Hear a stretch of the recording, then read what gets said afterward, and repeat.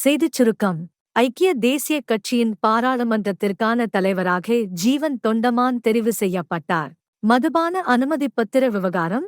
வர்த்தமானி அறிவித்தலுக்கு உயர்நீதிமன்றம் இடைக்கால தடை. சபாநாயகர் அசோகரன்வலதான் பட்டதாரி என்பதை நிரூபிக்க வேண்டும். இல்லையேல் தனது பதவியை இராஜினாமா செய்ய வேண்டும். மகிந்த தேசப்பிரிய வேண்டுகோள். விடுதலை புலிகளுக்கு நிதி சேகரித்த குற்றச்சாட்டில் கைது செய்யப்பட்ட பிரித்தானிய பிரஜையான் ஈழத்தமிழர் விசாரணை முடியும் வரை நாடு திரும்ப முடியாது. வழக்கறிஞர் தெரிவிப்பு. மதுபான அனுமதி பத்திர விவகாரம். வெளிவருகின்றது ரணிலின் அறிக்கை. 12 வயதிற்குட்பட்ட சிறுவர்களை விளம்பரங்களுக்கு பயன்படுத்த தடை.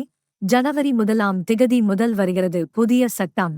இலங்கைக்கு வருகை தந்திருக்கும் அமெரிக்காவின் தென் மற்றும் மத்திய ஆசிய விவகாரங்களுக்கான உதவிச் செயலாளர் டொனால்ட் லூ, வெளிவிவகார அமைச்சர் விஜித்த ஹேரத் சந்திப்பு.